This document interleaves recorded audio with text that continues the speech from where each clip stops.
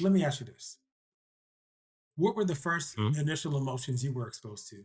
Like in terms of like when people said, "Hey, are you feeling fill in the blank?" So I'll be real with you. I don't that wasn't a question I was accustomed to ever getting. Like Okay. Well, if you growing up. were It just wasn't. what about when you explained something as a child or as you grew up? When you said, "I feel," what did you say? Or did you just not say anything? So my approach then is somewhat similar now. I'm slowly trying to break that mold. And the approach is you get the question and I just sit there. Mhm. And in my head, I'm Mhm. responding, right? But nothing verbally is coming So out. what are the words you're Uh, saying to yourself in your head? What are the words you're using? Specific words. Sometimes it's like, if only you knew. Sometimes it's I don't got time to worry about Mhm. this. Um, it really depends on the situation, right? A lot of times it's not comfort, and a lot of times, really it's almost like trying to think of the word here, the liberty, essentially. So here's a great example. Is Thunder asked me a year ago, I Mhm. believe. It was, I think, last summer. She said, I would just like to know more about you that I don't know. And I said, well, what else you want to know? Right? We've been married for like about to be 10 years. And she said, and she hit me with this. She hit me with this. And it was a great question. She said, I don't know. I've never heard you talk about certain things. Like, I would love to know what you're afraid of. And I was like, you want to know the answer now? She was like, yeah. And I was like, okay. And I really did my best to try to answer her question, but not a word came out because I sat there and then I told her, I said, I got to think of it. And then she asked me again. And then I told her, I'm like, that's not a question I don't even think I've ever had the liberty to feel the answer. Like, I don't think I've even like pondered that. And so since I've never pondered it, I don't know. Like, I just feel like I'm not in that position to be able to do that. So what I told her, I was like, I have to worry about like you, kids, providing, all those things that like I don't really ever sit back and think those type of questions of like, what am I afraid of? Like, what is bothering me? Oh, something is bothering me. Maybe I should deal with it. Maybe I should talk about it, whatever the case, right? And then I also feel like nobody wants to hear it. Like that's a realization of mine. And I never I never knew people wanted to hear it or whatever until like, because this mental health thing for me is like a last 3 or 4 years acceptance of it for myself. I've see it in my wife and all of that, and I get it and I don't get it at the same time, right?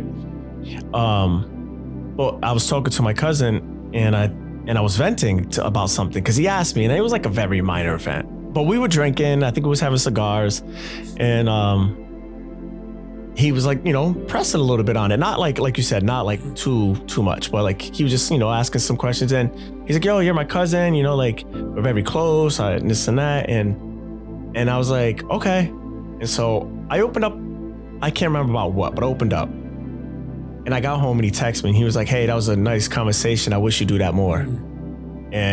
And I was like, why do you want to hear about my problems? And he's like, because I want to hear about your problems and I love you.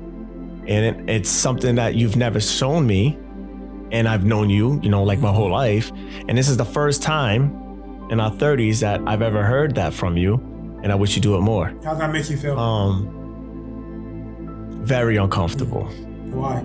very uncomfortable, very vulnerable, Mhm. right? It's not a, it's not a side I'm familiar with.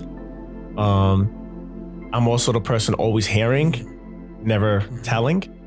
So that to hear that, it was like, okay. But then I said to myself, okay, you got to get out of that, right? Like this, no one's winning this battle. It's not even a battle that, and I never seen someone take pride really in this Mhm. battle. Like, Dwayne does, and we'll get to that. But but it's not really like a battle you should take pride in. And so now I say to myself, oh, let me reach out. But it's still very strategic when I Mhm. do it. It's still very like Mhm. reserved because I'm like, do I want to bother them about this right now? Is that going to bother their day? They probably got other stuff. They don't want, what if they're having a good time and they're like all this? And then, and then I have to now sit there and go to, and then the thing that's tough is like now I'm like, okay, I have to Yeah. tell you. So I have to formulate it. So now I have to digest it, which means I have to understand it, soak it in, think about it. And I think part of it is a little strength of mine, which is not a good strength, but it's just to be like, let me disregard it. I'm just forget about it and just not worry about it. And because I don't do that, it's good in a way because like Thunder says to me, she's like, I don't know how you're as strong as you are. And I will say the thing that makes me very surprised to hear, hearing it said to me, but hearing people say it that are men. I've heard this in the last year. I've heard a lot. I've heard it from you. Even was there was like you're strong, right? And I give you a lot of credit, and it makes me very I uncomfortable remember to you hear. like froze. You were like, Right? what? I was like, It makes me very uncomfortable. And a friend of mine said it to me almost like you did, like face to face, right? Like you was like, listen, look at me. And you was like, this is some real stuff right here. Like, and I took it and like you remember, I kind of was like, yeah, thanks. And just boom, transitioned.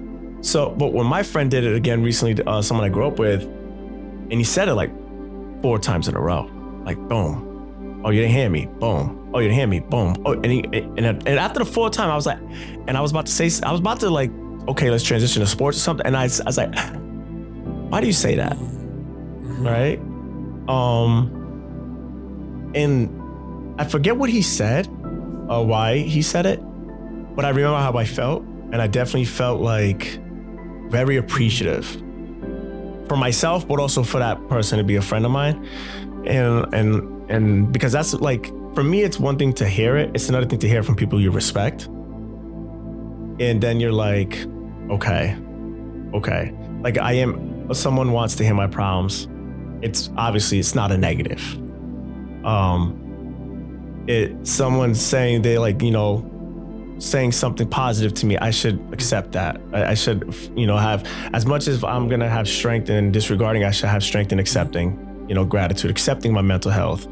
And that's when I really like, not at that moment, but like really was like, okay, I'm not uncomfortable to be like, you should go to therapy. I've done therapy. It's great. Here's why I went to therapy. And so when Thunder told me to start doing therapy, I didn't even hesitate when she was like, oh yeah, my job would offer you to pay for your therapy and you can get like 10 sessions. Like, all right, I'm scheduling one next week. And so I did. And I went in there and I was just like, I don't have time to waste. I want to uncover these things and you going for it now. I want to talk about that. Yeah. I took it like a work meeting. Like, okay, this is the agenda. This is what we're going to talk about. Right. Yeah. But I also said to her, my family doesn't know what mental health is. They don't know how to deal with it. They don't know it exists. All these stigmas. And so I don't know how to deal with it. Like the first time I really know I was going through mental health was like 3 or 4 years ago. And I wasn't going through depression. At least I don't think, right?